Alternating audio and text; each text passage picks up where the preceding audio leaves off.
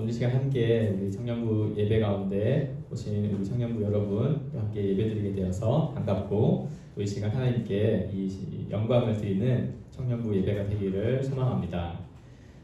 우리 이제 계속해서 로마서 말씀을 통해서 청년부에서 지금 알아가고 있는데요. 이 로마서의 흐름을 여러분 좀 생각이 나시나요? 이제 5장까지 왔는데 1장에서 하나님께서 이 사도 바울을 통해서 로마서 가운데 이 하나님이 누구신지에 대해서 알려주었습니다. 1장을 한번 생각해 보면 하나님은 의로우신 분인 걸 알려주었죠. 그래서 하나님은 의로우시기 때문에 의롭지 못한 것, 우리가 죄라고도 성경에 표현되어 있죠. 죄된 것에 대하여 하나님은 이제 진노하시는 분이다. 이때 진노는 어떤 감정적인 격분 그런 게 아니라 의롭지 못한 것에 대한 공의로운 어떤 의분을 내시는 그런 하나님의 속성을 이야기하면서 사도 바울은 이 말씀을 대하는 모든 사람에게 문제를 제기했어요. 그래서 사실은 우리가 하나님 앞에서의 저지른 이 죄의 문제가 보다도 더 큰 문제는 그 죄에 대하여 하나님이 진노하신다는 것을 문제로 삼았습니다. 그리고 나서 이제 2장에서 모든 사람이 하나님 앞에서 죄인 되었다는 것을 이제 좀 여러 가지의 방식으로 설명을 해 주었죠. 그럼에도 불구하고 왜 하나님의 말씀이 우리에게 좋은 소식, 그러니까 복된 소식이냐, 복음이냐 했을 때 바로 우리 주 예수 그리스도께서 하나님이 보내신 이 메시아로서 또 하나님이 세우시는 화목제물이 되셔서 우리를 구원하셨다는 이야기를 해 주었습니다. 이때 이제 예수 그리스도의 이 속량은 예수님의 십자가를 상징했는데요. 그 십자가 사건은 바로 믿음으로 말미암는 화목제물이다 이런 표현을 썼어요. 그래서 예수님이 우리를 대신하여서 십자가에 죽으셨을 때 이것을 우리가 믿음으로 받아들이고 믿을 때 우리가 이 구원을 얻게 된다는 것을 이야기를 했죠. 그래서 4장에서는 이제 믿음이란 무엇인지에 대하여 믿음의 본질들을 살펴보았습니다. 이렇게 해서 이제 로마서는 계속해서 무슨 이야기를 하는 거냐면 우리를 이제 구원하는 우리를 죄 가운데에서 하나님 앞에서 의롭게 만드는 이 복음은 바로 십자가에 달리신 예수 그리스도시다라는 것을 전하려고 하는 거예요. 그러니까 예수 그리스도에 대하여 알아가는 게 이 기독교 신앙이고 또 예수 그리스도에 대하여 그분이 누구신지 그분이 무엇을 행하셨는지를 알아가는 것이 이제 신앙의 바른 신앙으로서 나아가는 길이고 하나님께서 우리에게 성경을 주신 목적이라고 할 수 있겠죠. 제가 이제 여러분 중에 20살 청년도 있죠. 20살 시절에 있었던 하나의 생각이 이제 그 하나의 경험이 있었는데 이제 저는 이제 대학생이 되어서 학교 다니면서 그 동아리 활동을 이제 몇 개 했는데 그 중에 하나는 기독교 동아리 했어요. 이제 지금 대학생 선교회라고 부르는 CCC라고 알려져 있는 이제 거기에 가서 동아리 활동도 했는데 원래는 이제 그 동아리 활동이 재밌다고 해가지고 그리고 이제 유일하게 요즘에 많이 분위기 바뀌었는데 저 때만 해도 다 이제 동아리는 뭐냐면 무슨 수영 동아리다 그러면 수영을 하고 싶은 사람들이 모여서 술 먹는 곳. 축구 동아리다 그러면 축구를 좋아하는 사람들이 모여서 술 먹는 것 뭐 이런 거였어요. 근데 유일하게 이제 술을 먹지 않고 술을 권하지 않는 건전한 놀이가 있는데 그 기독교 동아리 가면 된다 이렇게 해가지고 이제 갔죠. 친구도 좀 사귀고 싶고 갔을 때 이제 대학생 선교단체라고 하는 곳은 특별히 이제 전도를 굉장히 강조하는 단체였어요. 그래서 여러분들 어떻습니까? 굉장히 이제 소심하잖아요. 안 그런가요? 네, 제가 많이 바뀐 거예요. 막 모르는 사람한테 말 거는 것도 굉장히 두려워하고 저는 학교 다닐 때도 앞에서 뭐 발표하는 걸 다 피했던 것 같아요. 그러니까 막 답을 다 아는데 막 부끄러워서 말 못하고 막 그런 사람이었는데 어떻게 하다가 막 끌려다녔어요. 그래서 이제 하는데 수련회를 이제 한다는 거예요. 어느 날은 수련회 딱 갔는데 이제 그때 막 모여서 이제 지금은 소천하신 이제 김중곤 목사님이라는 분이 이제 오셔서 이제 이야기를 하시는데 그 대표적인 하나의 이 퍼포먼스가 있었는데 이제 모일 때마다 하는 하나의 질문답을 있었는데 저희가 이제 백문백답 이렇게 불렀던 게 있었어요. 모든 100가지 질문에 그냥 모든 것에 대한 대답을 하는 건데 100문입니다. 그래서 모든 질문에 대한 대답은 정해져 있었어요. 그 질문은 여러 가지였고 대답은 딱 두 마디, 예수 그리스도였어요. 그래서 이제 막 뭐만 물어보시면 이제 예수 그리스도랑 대답을 하는 거예요. 그래서 막 수련회를 하는데 이제 오늘 수련회를 이렇게 우리에게 허락하신 분은 누굽니까? 그러면 이제 다 같이 예수 그리스도 대답하고 막 하는데 어떤 친구들은 이제 막 민기적거리죠. 막 부끄럽고 어떤 친구들은 불신자인데 따라와가지고 막 민망해하고 그랬던 기억도 나요. 그랬던 친구 중에 또 이제 하다가 막 여러 가지 질문을 하다가 그 당시에 막 그 비를 맞으면서 수련을 하고 있었는데 비 맞으니까 보통 이제 기분이 그렇게 좋진 않잖아요. 막 옷도 다 젖고 그런데도 막 뭐 오늘 수련회 가운데 비를 허락하신 분 누굽니까? 예수 그리스도 대답하면서 수련회 재밌게 했던 기억이 나요. 대답 안 하던 친구들, 불신자 친구들도 예수 그리스도 대답을 하는 질문이 하나가 있었어요. 그 강사는 이제 여러분의 미래 배우자를 예비해 주신 분은 누굽니까? 그러면 다 예수 그리스도 대답을 하면서 막 굉장히 즐거워했던 기억도 납니다. 되게 이제 되게 유치한 질문도 있었고 한데 되게 단순했죠. 근데 그런 질문들을 하면서 대답을 할 때 왜 그렇게 속마음은 다 그런 거겠죠. 도대체 이제 이렇게 수많은 멀쩡한 사람들이 모여가지고 수많은 질문에 다 예수 그리스도라는 단순한 대답, 마치 그 선동에 의해 선동당한 사람처럼 이렇게 대답하고 했을 때 예수 그리스도는 과연 어떤 분이길래 이렇게 수많은 사람들이 또 어른들도 이렇게 모여가지고 여기서 이러고 있을까 했던 생각도 저도 들었던 것 같아요. 그러면서 이제 과연 예수 그리스도가 누구길래 그분은 어떤 분이길래 이런 단체가 있는가 또 이렇게까지 하는가 이런 생각들을 이제 하게 됐던 것 같아요.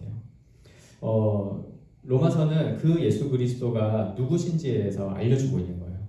그래서 예수님을 믿음으로 우리가 구원을 얻습니다. 죄 사함을 받고 의롭다함을 얻어서 구원을 얻는다 했을 때 그 예수 그리스도가 정말 누구신지를 알아가도록 우리에게 말씀을 주신 것이죠.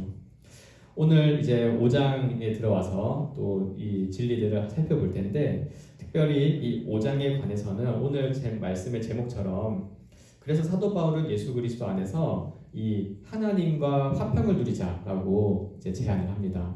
예수 그리스도는 누구시냐면 우리에게 하나님과의 화평한 관계를 허락해 주시고 또 누리게 해주신 분이 예수님이세요.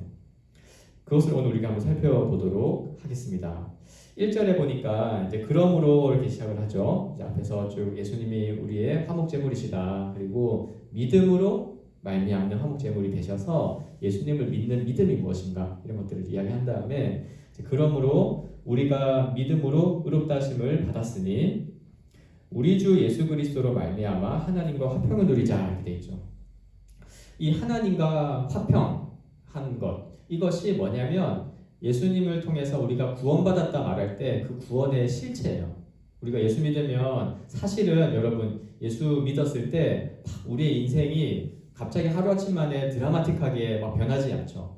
드라마 주인공이나 영화 매트릭스 이런 거 보면은 밖에 알약 같은 거 딱 먹으면 갑자기 눈을 떠가지고 이제 막 그 기계들 속에 살아가는 자기를 막 보는 걸 하루아침에 깨닫게 되잖아요. 그런 극적인 일들이 이제 막 이렇게 느껴지는 게 별 많진 않아요. 그런데 성경은 이제 무엇을 이야기하냐니까 아주 놀라운 이야기를 하는데 예수 그리스도로 말미암아서 우리에게 하나님과의 화평한 관계가 이미 주어졌다 이렇게 이야기를 선언을 하는 거예요. 여러분 십자가에 달리신 예수 그리스도를 믿을 때 어떤 일이 벌어지냐면 하나님과 우리와의 관계가 회복이 돼요. 오늘 말씀의 표현에 의하면 화평한 관계가 시작이 되는 거예요. 성경에 의하면 오직 의로운 자만이 의로우신 하나님 앞에 설 수가 있습니다. 조건이 뭐냐면 의로운 자예요. 그래서 우리가 어떠한 노력과 관심과 마음의 상태 이것이 아무리 크고 대단하다 하더라도 그거가 뭐에 합해야 되냐면 하나님 앞에서 의로움을 얻어야 되는 거예요. 그래서 이제 의롭지 못한 죄인은 어떤 방식으로도 하나님 앞에 나아갈 수가 없다는 것을 성경은 말하고 있습니다. 보통 이제 그리스도교, 우리 기독교를 제외한 많은 그 이방 종교들의 특징이 있어요. 공통점이 있는데 그것은 모든 종교들마다 이제 뭐 모양과 뭐 역사와 배경이 다 다르죠. 창시자도 다르고 뭐 그걸 주로 섬기는 사람들도 이제 나라마다 다 다른데 모든 그런 종교들의 공통점이 있다면 다 뭐냐면 우리가 어떤 신이라고 이제 부르는 한 대상에게 한 걸음씩 한 걸음씩 더 나아가는 거 있죠. 그리고 나아가려고 애쓰고 나아가는 방법을 찾고 이게 모든 이방 종교의 특징이에요. 그래서 모든 종교들은 신이라고 부르는 어떤 한 대상에게 어떠한 것에게 나아가려고 했습니다. 그런데 성경에 의하면 그 어떤 사람도 의롭지 않으면 하나님 앞에 나아갈 수 없다라고 선언을 하는 거예요. 그런데 오늘 성경은 너무 당연하다는 듯이 예수 그리스도로 말미암아 하나님과 화평을 누리자 이렇게 이야기하는 거예요. 아무도 하나님께 나아갈 수가 없는 죄인인데 어떻게 우리가 그 화평한 가운데, 그러니까 평화로운 관계 가운데 나아가냐는 거예요. 우리에게 하나님과의 화평이 있는 이유는 1절에 나와 있습니다. 바로 우리 주 예수 그리스도로 말미암아라고 단서가 되어 있죠. 믿음으로 말미암은 화목제물이신 예수 그리스도께서 우리를 대신하여서 십자가를 지시고 죽임을 당하셨어요. 그것은 그리스도로 말미암아 하나님 앞에서 우리의 죄가 다 용서받았다는 것을 의미하고 또한 그리스도로 말미암아 하나님 앞에서 우리에게 다시는 그런 진노와 그 1장에서 말했던 진노, 정죄들이 이제 없기 때문에 즉 하나님과 우리가 화평한 관계가 되었기 때문에 나아가자 그러고 누리자 이렇게 이야기를 하는 거예요. 그랬을 때 이제 2절에 또한 그로 말미암아 우리가 믿음으로 서 있는 이 은혜에 들어감을 얻었다 이렇게 이야기 나오죠. 우리는 이 2절의 오늘 말씀 가운데 좀 주목하고자 합니다. 여기에 2절에 보면 이제 그 은혜에 들어감을 얻었다 이런 말로 돼 있죠. 이것은 뭐냐면 우리가 아까 하나님과의 화평을 누리자 했을 때 이 화평은 실제 우리가 하나님 앞에서 주어지는 어떤 실체예요. 정말 이거는 관념적인 내가 그런 개념, 뭐 이렇게 느끼는 개념이 아니고 진짜 하나님 그리스도 안에 있는 사람은 하나님과 화평한 관계가 지금 펼쳐져 있는 실체란 말이죠. 그랬을 때 이제 그 가운데 주시는 복이 뭐냐니까 이제 평을 누릴 때 2절에 말하는 이 은혜에 들어간다는 거예요. 이 말씀을 자세히 좀 생각해 보면 보통 우리가 이제 교회에서 많이 쓰는 단어가 은혜란 단어인데 보통은 은혜를 받는다 많이 그러죠. 또 은혜 많이 받으세요. 우리가 아주 일반적으로 교회 안에서 신자들끼리 쓰는 표현 중에 하나입니다. 근데 오늘 보니까 은혜는 이렇게 우리가 뭐 받는 게 아니라 은혜에 들어간다고 돼 있어요. 그러니까 믿음으로 서 있는 이 은혜에 들어가자 이렇게 하니까 이 쉬운 성경으로 이 표현을 보면은 이 은혜에 들어간다는 이야기를 은혜의 자리다 이렇게 표현했어요. 은혜의 자리. 그것은 2절에서 말하는 이 은혜라는 게 어떤 뭔가 내가 받고 주고 받는 물체 같은 게 아니라 은혜에 들어가자. 그 뭐예요 벌써?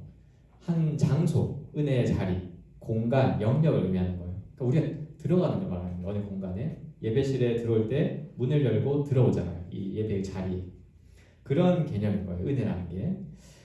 이거는 이제 무엇을 좀 많이 생각했냐면 보통 이 구약의 배경이 있는 유대인들은 은혜에 들어간다 이런 말을 쓰면은 어디를 생각 많이 했냐면 여러분 구약을 생각했을 때 하나님이 계신 곳에 가면 이제 은혜에 들어가는 거잖아요.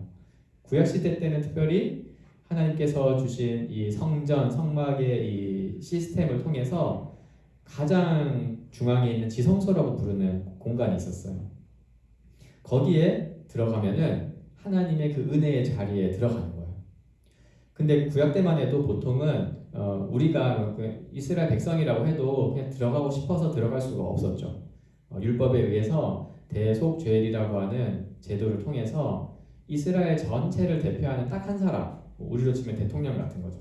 한 사람이 대표해서 대속죄일 1년 중에 딱 하루, 매일 들어가는 것 같아요. 1년 중에 대표적으로 그냥 하루 들어가서 제사를 드리고 나오는 그곳이 은혜에 들어가는 것이에요.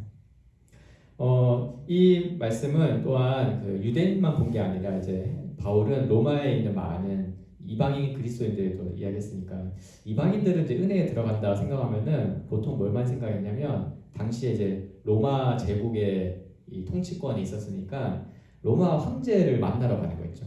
황제가 있는 황궁에 들어가는 거를 이제 은혜에 들어가는 걸 많이 생각을 했대요. 그래서 이 어디에 들어간다 하는 것은 굉장히 영광스럽고 그리고 아무나 들어갈 수 없는 그곳에 내가 들어간다 했을 때 그 표현이 이제 은혜에 들어가자 이렇게 한 거예요. 이때 이 들어간다는 단어가 뭐 헬라어는 뭐 프로스 아고게라는 단어를 쓰는데요. 이게 우리로 치면은 아까 황제를 만나러 가는 거랑 느낌이 비슷해요. 뭐 접근권 혹은 알현권 이런 거예요. 황제 알현권. 이러한 것을 가지고 있는 자에게 뭐라고 말하냐면 이제 들어가서 만나자 이렇게 하는 거죠. 이것을 이 사도 바울은 우리 그리스도인들한테 쓰고 이렇게 권면하는 거예요. 여러분, 누군가가 어떤 집무실이 있고 한데 그냥 때마다 내 뜻대로 문을 열고 들어가고 나오고 할 수 있다면 그거는 이제 그 사무실의 주인만 할 수 있는 거죠. 혹은 그 주인과 동등한 권리를 가진 사람, 소위 말하는 특권을 가진 사람들만 왔다 갔다 할 수가 있죠. 최근 혹시 뉴스 보셨나요? 그 이제 뭐 우리 대한민국의 뭐 K-팝의 아주 이제 자랑이라 할 수 있는 뭐 BTS 그룹이 얼마 전에 이제 백악관에 가서 그 기자회견인가요? 뭐 발표를 뭐 했었죠. 뭐 정확하게 제가 내용을 못 읽었으면 사진만 봤어요. 그래서 이제 그냥 어찌 보면 참 아주 상상하기 힘든 장면, 그림 같은 영화 같은 장면인데 참 우리 한국의 문화가 그렇게 많이 이제 올라왔구나 생각을 하게 되는 장면이었어요. 그래서 이 BTS가 백악관 방문을 해가지고 들어가서 그 많은 그 직원들 앞에서 또 전 세계 이 시청자들 앞에서 말도 하고 그것이 뉴스로 나오는 것들이 굉장히 이제 대단한 일이었죠. 근데 생각해 보면은 이거는 이제 일시적인 일이기도 했어요. 허락을 받아서 뭐 들어갈 때 막 BTS가 그냥 막 이렇게 들어갔겠어요? 아니겠죠. 온갖 절차를 거치고 이렇게 엑스레이도 통과시키고 물품도 확인하고 앞에서 물론 이제 많은 카메라들 앞에서 메시지를 던졌지만 그 메시지 내용도 다 점검받고 이렇게 해서 딱 들어가는 거잖아요. 그런데 그런 아주 삼엄하고 아무나 들어갈 수 없는 백악관에 막 들락날락 할 수 있는 사람이 있다면 누굴까요? 그 대통령과 그 미국의 대통령과 그 대통령의 뭐 가족들, 특별히 이제 자녀들, 뭐 여기가 자기 집이라고 생각하면서 왔다 갔다 하겠죠. 그런 들락날락하는 것을 한번 상상을 해보세요. 그래서 되게 유명한 사진 중에 하나가 그 옛날에 케네디 대통령이 이 집무실에서 찍은 사진이 있는데 그 당시 이제 굉장히 중요한 이슈들이 많이 있었어요. 막 쿠바 문제도 있었고 그런 심각한 상황인데 아무렇지 않게 그 집무실을 들락날락하면서 그 아버지 케네디의 아들이 어린아이가 막 그 집무실 책상 밑에 왔다 갔다 하고 막 바지 붙장이 잡고 하는 사진을 그 찍은 장면이 딱 하나 있어요. 그때 그 케네디 아들의 모습처럼 우리 그리스도인들은 하나님 앞에 나아갈 때, 그 하나님이 계신 은혜의 자리에 나아갈 때 얼마든지 들어갈 수 있는, 들락날락할 수 있고 때마다 그 내 뜻을 가지고 들락날락할 수 있는 권리를 가졌다는 것을 지금 사도 바울은 이야기를 하는 거예요. 이거는 그냥 아무나 하나님 이렇게 부른다고 하나님이 받아주시는 게 아니죠. 바로 하나님이 예수 그리스도 안에 있는 그리스도를 믿는 하나님의 자녀들을 받아주신다는 것을 의미해요. 요한복음 1장 12절에는 그래서 우리가 잘 아는 말씀이 있는데요. 영접하는 자, 믿는 자죠. 곧 그 이름을 믿는 자들에게는 하나님의 자녀가 되는 권세를 주셨으니 라고 말씀하고 있어요. 그래서 우리가 예수 그리스도께서 우리의 화목제물이시다, 우리의 복음이시다 이것을 알고 믿을 때 우리는 이제 오늘 1절의 말씀처럼 하나님과 화평을 누리자라고 말할 수 있고 또 우리 모두는 얼마든지 그 은혜의 자리 가운데 나아갈 수가 있게 된 것을 의미하는 거죠. 이것을 적용한다면 바로 우리의 기도 생활에 적용할 수 있어요. 그 너무 직접적으로 적용이 되는 지점이 바로 기도 생활이에요. 그 화평함 가운데 정말 하나님의 은혜의 자리에 들어가는 거 있죠. 이게 여러 가지 신앙의 모습일 수 있겠지만 아주 직접적으로는 기도 생활이랄 수 있습니다. 여러분, 우리가 하나님께 이제 때마다 날마다 또 어떤 상황에 의해서 기도하며 살아가는 것이 우리 삶인데요. 그 기도의 기초는 어디에 있어요? 그것은 우리가 아주 대단한 기도의 행위와 형식을 갖추었기 때문에 하나님이 그 정성을 보시고 들으시는 게 아니라, 하나님이 영접하는 자는, 곧 예수 그리스도를 믿는 자는 하나님의 자녀가 되는 그 권세를 주셨고, 자녀로서 우리에게 하나님 자신에게 나오는 것을 받아주시기 때문에 우리의 기도를 들으시는 거예요. 그래서 우리가 기도를 생각할 때, 특별히 하나님께 나아가는 것을 기도라고 할 때 어떤 형식이 아니라 늘 기도는 관계로 여러분이 인식을 해야 합니다. 형식으로 기도에 접근하는 걸 우리는 이제 다른 말로 그러면 주문이라고 하죠. 주문하는 거. 타종교에서 주문이나 혹은 이제 그 아주 토속 그 약간 하등 종교 같은 경우에서는 주술 같은 거. 그래서 무언가 뭘 방울을 흔들면 뭐 무슨 그 징을 치고 뭐 이제 우리 토속 신앙에는 막 그 작두를 탄다 그러죠. 그걸 하면은 뭔가 이제 귀신이 그걸 보고 찾아오고 이야기를 들어주고 한다고 생각을 하면은, 이거는 우리 그리스도인들이 또 성경에서 말하는 기도와는 전혀 다른 이야기인 거예요. 왜냐하면 우리는 어떤 형식, 그리고 우리의 행위, 이것으로 기도하는 것이 아니라 하나님이 예수 그리스도를 믿는 자의 아버지가 되시고, 우리가 아빠, 아버지 이렇게 부를 때 하나님께서 왔구나 하면서 받아주시고 그 기도를 들어주신다는 것을 기억해야 합니다. 그리고 하나님은 우리 아버지시죠. 예수 그리스도로 말미암아 진짜 우리 아버지세요. 그래서 우리의 필요를 다 아시고 또한 들으시는 분인 것을 우리가 믿음으로 나아가야 합니다. 그래서 여러분, 예수 그리스도 안에서 있는 자는 하나님께 기도할 수 있고, 또 하나님은 그런 기도를 들으시고 뜻대로 응답을 하세요. 그런데 이렇게 이 은혜에 들어감을 얻은 자, 그러니까 이 접근권을 아무나 가질 수 없는 특권을 가진 자녀들이 안 들어간다면 어떻게 할까요? 혹은 구하지를 않는다. 되게 이상하겠죠. 필요한 것이 있고 또 내가 처해 있는 그 아까 찬양에 있었죠. 광야와 같은 곳에 있는데, 그런데 들어가지 않고 하나님을 찾지 않고 구하지 않을 수도 있어요. 여러 미혹하는 것들도 있겠고, 또한 우리의 믿음을 자꾸 흔드는, 하나님이 정말 기도를 들으실까? 또 하나님은 어차피 눈에 보이지 않는 분인데 지금 당장 눈에 보이는 것들이 훨씬 더 중요하지, 보이지 않는 그런 하나님을 의지하는 것이 굉장히 뭔가 나약해 보이고 그럴 수도 있어요. 그러나 오늘 말씀은 분명히 이야기합니다. 하나님과의 화평을 누리자. 여러분, 우리가 꼭 이런 예배 시간이 아니어도 여러분 일상 가운데 하나님 아버지라고 부르며 기도하며 나아갈 때 그 순간이 바로 그리스도 안에서 하나님과의 화평을 누리는 것임을 기억하고 또 기도에 애쓰면 좋겠습니다. 그 화평의 결과가 뭐냐면 2절 마지막에 보면 하나님의 영광을 바라고 즐거워한다라고 되어 있죠. 우리 장로교회 헌법에도 나와 있는 우리 신앙의 토대가 되는 것 중에 하나가 이제 웨스트민스터 교리문답이에요. 그 웨스트민스터 교리문답 가운데 이제 소요리 문답이라고 아이들을 위해서 만든 문답이 있는데, 거기 첫 번째 문항이 이렇게 돼 있어요.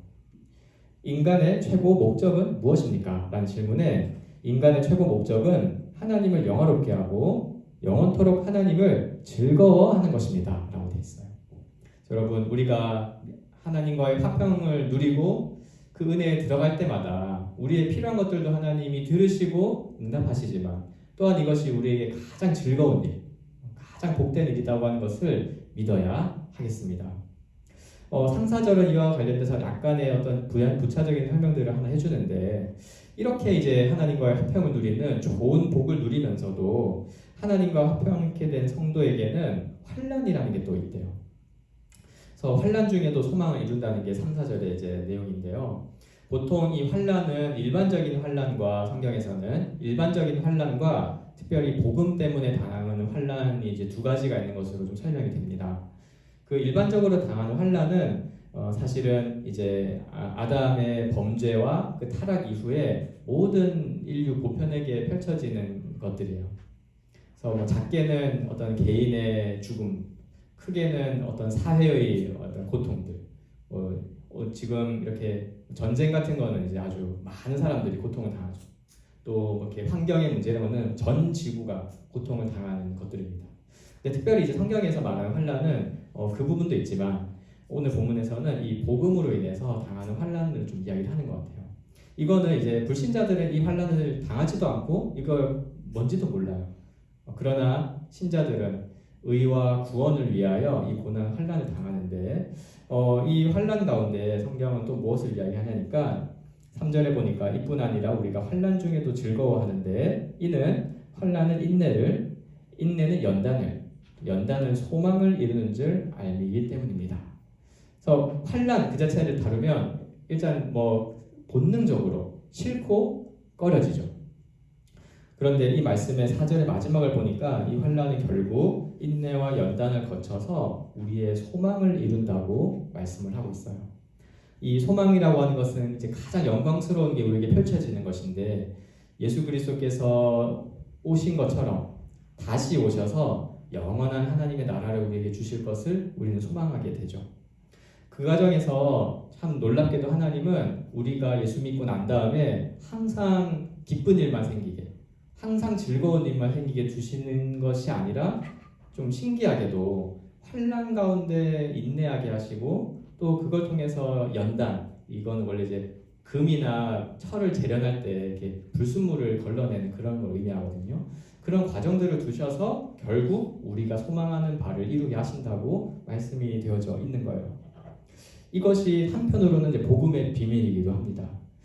예수님께서 오셔서 우리를 구원하셨고 다시 오셔서 모든 것을 완성하시고 이제 심판하시고 영원한 복락을 주실 것이기 때문에 이런 과정이 있는 것이죠. 이게 왜 있을까 사람들은 많이 의문을 갖지만 우리 그리스도인들은 이 과정 때문에 바로 복음을 듣고 복음이 전파되고 우리도 원래 하나님께 나아갈 수 없는 자였지만 이 과정의 사이 가운데 펼쳐진 사역들을 통해서 복음을 들었고 또 이렇게 교회에 나와 예배드리고 하나님을 알아가게 되는 일들이 있는 거예요. 그리고 우리도 이와 함께 이제 동참함으로써 결국 주님께서 오실 것을 기대하며 살아가는 것들을 우리에게 이제 결과적으로 나타내게 한다고 성경은 이야기를 하고 있습니다. 그래서 한편으로 우리는 예수 그리스도 안에서 믿음을 생각할 때 하나님과의 화평을 누리자. 우리는 관계에 그 특권을 가진 자니까 화평을 누리기에 애쓰고 기도하는 삶과 동시에 또 한편으로는 이러한 과정 가운데는 우리에게 또한 환난, 고난의 형태로 우리에게 찾아올 수 있다는 것도 기억하면서 그런데 그것을 그냥 피하자 혹은 없었으면 좋겠다 이렇게 생각하지 말고 이 환난을 통해서 정말 소망을 이루는 줄을 말씀하신 것을 믿고 이 가운데 하나님의 인도하심을 구하는 것이 우리의 삶이어야 하겠습니다. 오늘 그렇게 해서 이 하나님께서 예수 그리스도를 통해서 우리에게 주신 이 화평을 살펴보았고 이것을 누리는 것이 우리에게 지금 성경이 요구하고 있고 또 그것을 결단하기를 요청하는 것을 들었습니다. 성도는 하나님과의 화평을 누리는 존재입니다. 그래서 우리 주 예수 그리스도로 인해서 지금 우리 동산교회 우리 모두에게는 하나님과의 실제적인 화평이 있다는 것을 믿으시길 바랍니다. 그래서 어떤 크고 작은 모든 것들에 관하여서 늘 하나님 아버지 앞에 특권을 가진 자로서 나아가 기도하는 여러분이 되었으면 좋겠습니다. 또한 우리 그 가운데 환난이 있지만 환난 중에도 성도는 소망을 이루는 자인 것을 또 기억하면 좋겠어요. 그래서 우리 그리스도인들이 여러모로 환난 가운데 있을 수가 있지만 보통 불신자들은 그것을 보고 100% 부정적으로 보거나 혹은 불행해졌다라고 판단하지만 그러나 우리 그리스도인들은 이 말씀을 근거해서 예수 그리스도 안에서 이 과정들을 통해서 오히려 우리는 이겨내고 또 결국은 소망 가운데 아주 기대하는 가운데 어떤 이 세상의 것들도 줄 수 없는 소망을 품게 된다는 것을 믿고 우리 주님을 의지하며 살아가는 그런 새로운 한 주가 되기를 주님의 이름으로 축원합니다. 우리 기도하겠습니다.